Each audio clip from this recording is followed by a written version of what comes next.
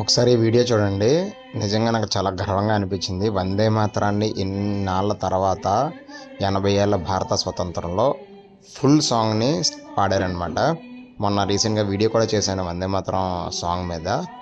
అసలు నిజంగా చూడండి, పాట పాడుతుంటే మన రాహుల్ గాంధీకి ఏం చేయాలో అర్థం అవ్వలేదు. వెనక నుంచి సోనియా గాంధీ గారు వద్దు వద్దు ఆపమని చెప్పేసి చెప్తున్నారు. అయినా సరే సాంగ్ని పాడిన వాళ్ళకి, ఎవరైతే పాడారో వాళ్ళకి హ్యాట్స్ ఆఫ్ చెప్తున్నాను అనమాట.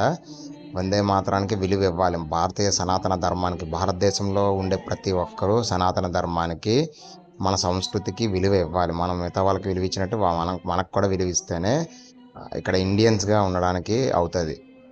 చూశారు కదా ఆవిడ ఎంత హెసిటేట్ అయిపోతున్నారో. దాంట్లో ఉన్న పదాలు భారతమాతని లక్ష్మీ సరస్వతితో పోల్చడం చాలామందికి నచ్చట్లేదు. అది వాళ్ళ కర్మ.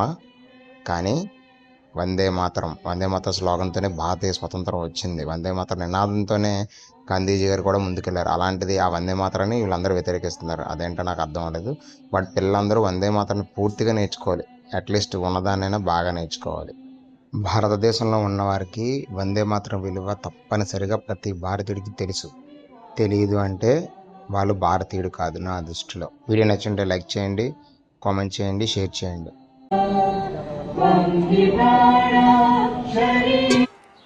మండుతున్నట్టుంది.